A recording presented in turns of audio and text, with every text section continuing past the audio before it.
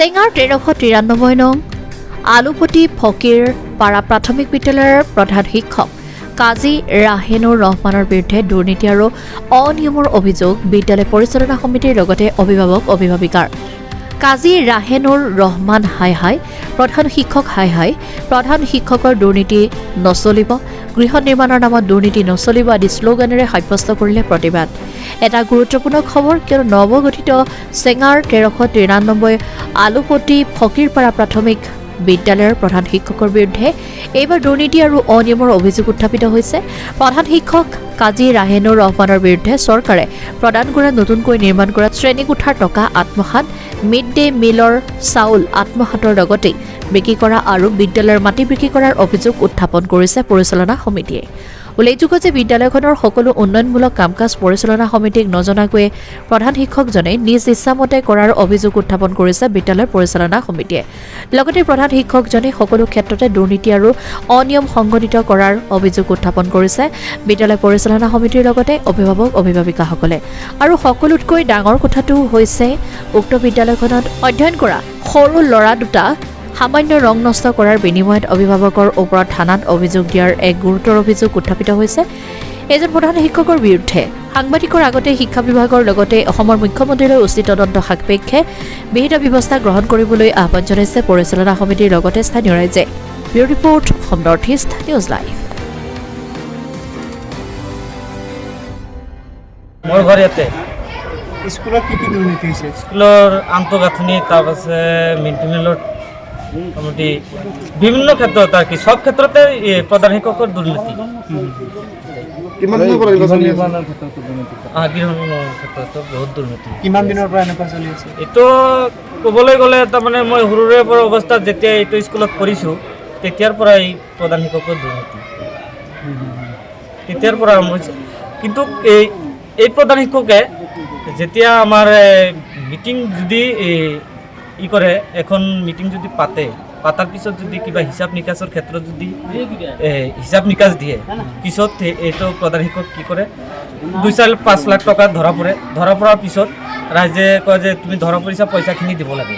তেতিয়া এই প্ৰধান শিক্ষকে কি কৰে, ডাইৰেক্ট তাৰমানে কেইজনমান আমাৰ ইয়াৰ কেইজনমান আছে, সেই কেইজনৰ তাৰমানে ভৰি ধৰে ৰাতাৰাতিৰ ভিতৰত মিটিঙৰ সোমাই লয় ৰাতাৰাতিৰ ভিতৰত এই 3-4টা চামচাক তাৰমানে কিছু পইচা দি তাৰপিছত আৰু মিটিং নহয়। এনেকৈ আমাৰ এই স্কুলখন চলি আছে। ৰাইজক হিচাপ মহম্মদ আলী প্ৰধান শিক্ষক মহম্মদ আলী আজি নহয়, আমি সৰুৰে পৰা অৱস্থাত যেতিয়া স্কুলত পঢ়িছোঁ তেতিয়াৰ পৰাই। কমিটি আছে নে? এইটো কমিটি মইতো শুনা পাইছোঁ আছে, কিন্তু মই দেখা পাই আছোঁ নাই বুলি কোনো গুৰুত্ব নিদিয়ে তাৰমানে কমিটি।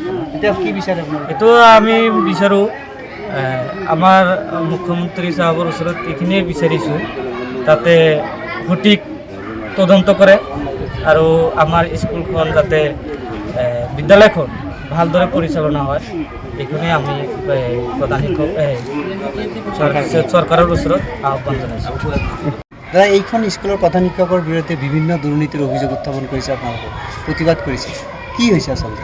হয়তো আমি প্ৰতিবাদ মানে কি, ইয়াৰ আগতেও বহুত বছৰ আগৰে পৰা আমি SMCত কেইবাবাৰো আমি SMCত আছিলোঁ, তাৰ পৰাই দুৰ্নীতি এতিয়া আমাৰ বয়সো হৈছে, আমি স্কুলৰ পৰা বিৰত ল'ব খুজিছোঁ। কালি আমাৰ প্ৰধান শিক্ষক চাহাবে ফোন কৰিল যে মামা কালি এটা মিটিং দিছোঁ 2টা বজাত হ'ব। আমি মোটামুটি 2:20 মিনিট আহিলোঁ। আহি পোৱাৰ পাছত প্ৰেচিডেণ্ট নাই। আমি সুধিলোঁ প্ৰেচিডেণ্ট নাজানো, মাতা নাই, তো মাতিছোঁ। তাৰপিছত আমি আৰু কোনো কিছু নোকোৱাতে আমি ক'লোঁ যদি মিটিং হয় এটা ফোন কৰিব, আমি আহি যাম, আমি বজাৰ চজাৰ কৰিব যাম। গ'লোঁ, পিছত শুনা পালোঁ ৰাতি কিবা হৈছে, তাৰমানে মিটিংখন হৈছে আমাৰ এইটো আমাৰ ৰমজান মাহ, মানে ইফতাৰীৰ এটা কিবা খৰচ কৰিছে, এইটো প্ৰেচিডেণ্ট আমাৰ সভাপতিজনে নাজানাৰ পাছত আমি শিক্ষক ছাৰক সুধিলোঁ যে যিখিনি খৰচ কৰিব দিছে এইখিনি খৰচ কি সভাপতি গৈছে নেকি? তাৰ ওপৰত দিয়া নাই, আমি এটা মেম্বাৰৰ ওপৰত দিছোঁ। সেই মেম্বাৰে আমাৰ আগতেই ফোন কৰি জনালে যে আমি সন্ধিয়া যাম মিটিঙত।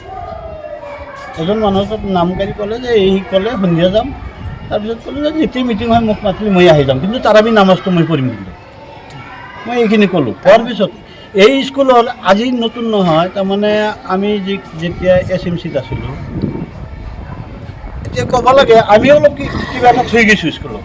আৰু যিখিনি SMC আহিছে এই খালি দুৰ্নীতি, শিক্ষকৰ লগত খালি দুৰ্নীতি আহি আজি নেক্সট তাৰমানে এনেকুৱা অৱস্থা হৈছে, এই জিয়াউল হকে যেতিয়াৰ পৰা সভাপতি হৈছে তেতিয়াৰ পৰা তাৰমানে জিয়াউল এটা মেম্বাৰৰ উপযুক্তও নহয়, তাৰমানে শিক্ষকৰ লগত কাৰ পৰামৰ্শ গুৰুত্ব নিদিয়ে। গুৰুত্ব মানে প্ৰেচিডেণ্ট হিচাপে যিখিনি মৰ্যাদা দিব লাগে নিদিয়ে। কাৰ পৰামৰ্শ মতে চলে মই নাজানো, কিন্তু চলে। কালিৰ মিটিংটো পিজে থৈছে বেলেগ এজন মানুহ দি কাক দি হৈছে নাজানি, নাছিল বোলে মোক ক'লে। মই ক'লোঁ তুমি নাছিলা, তাৰপিছতো মিটিং এটা পিজে থ'লে, এইটো কি কথা? তুমি এটা SMCৰ প্ৰেচিডেণ্ট হয়, তাৰমানে এটা অৰাজকতা অৰাজকতা মানে।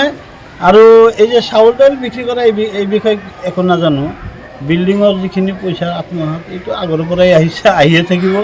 এইটো পইচা পাতিৰ ক্ষেত্ৰত খেলিমেলি আছে, আহিয়ে থাকে, আগৰে পৰা আহি থাকে। এইগিলা আৰু ক'ব লগা কথা নহয়। তাৰমানে এতিয়া আমি আমাৰ এটা সাহস, আমাৰ যিটো মুখ্যমন্ত্ৰী হিমন্ত বিশ্ব শৰ্মা ছাৰে সদায় কৈ থাকে কিবা হ'লে আমি ৰিয়েকশ্যন ল'ম। আমি এতিয়া চৰকাৰৰ ওচৰত এইটোৱে আবেদন জনাম যাতে স্কুলখন আমাৰ ভাল কৰি চলে আৰু আমাৰ এই ল'ৰা ছোৱালীবিলাক বিৰাট শিক্ষাৰ ক্ষেত্ৰত আগবাঢ়াব লৈ যাব পাৰে। তাৰ কাৰণে আমি মুখ্যমন্ত্ৰী ছাৰৰ ওচৰত আহ্বান জনাম। আপোনাৰ দুটা ল'ৰাৰ নামত হেডমাষ্টাৰৰ কেছ কৰা বুলি আমি শুনিছোঁ, কি হৈছিল? দুটা ল'ৰা মোৰ ল'ৰাৰ দৰ্জা খুলি আছিল, খুলি ঘৰত সোমাইছে স্কুলত সোমাই ৰং দুটামান ৰং আছিল, ৰং দুটা ডালি ফেলাইছে। ডালি ফালানোর পর পিছত কেস করেছে হেডমাস্টারে, থানাত পুলিশে আইছিল। আহার পিছত মোক মাতিলে যে থানাত যাব লাগে। গৈছিল না, যাওয়া নাই। আপোনাৰ ল'ৰা দুটাৰ বয়স কিমান? একটা 7 বছর, একটা 8 বছর। এখন বিদ্যালয় ছাত্র এখন বিদ্যালয় ছাত্র। কেস আপনার নামত করেছে নে? হ্যাঁ, মোর নাম করেছে। কি নাম আছে? ইয়াদ আলী। পুলিচে আহি আপোনাক কি কৈছে? যাবা লাগে 7টা বাজামান। সেইটো কি বিচাৰে আপুনি? হেডমাষ্টাৰৰ বিৰুদ্ধে কি ক'ব? হেডমাস্টাৰে মানে আপোনাৰ ল'ৰাৰ বয়স 7 বছৰ আৰু 8 বছৰ, বুজিতো নাপায়, না বুঝে নপা, তাৰপিছতো কেছ কৰিছে। তাৰ পিছতে কেস কৰছে।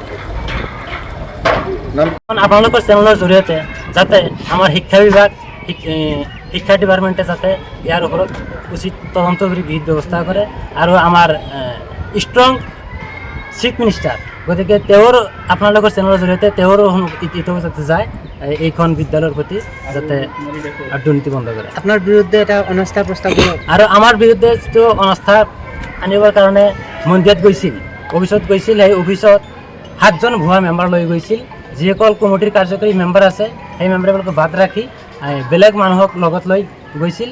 কিন্তু বেলেগ মানুহৰ লগত লৈ যোৱাৰ পিছত কিন্তু তেতিয়া আমি এটা খবৰ পাইছোঁ। আমাৰ খবৰ পোৱাৰ পিছত মই গ্ৰুপ ফটো এখন পঠাই দিছোঁ। পঠিয়াই দিয়াৰ পিছত মাত্ৰ এজনহে মানুহ পাইছোঁ অৰিজিনেল মেম্বাৰ, বাকীখিনি চব ডুপ্লিকেট। ভুৱা মেম্বাৰ ভুৱা মেম্বাৰ মানুহ লৈ তেওঁ তাৰমানে আমাৰ কাৰণে অনাস্থা দিবলৈ গৈ আছে।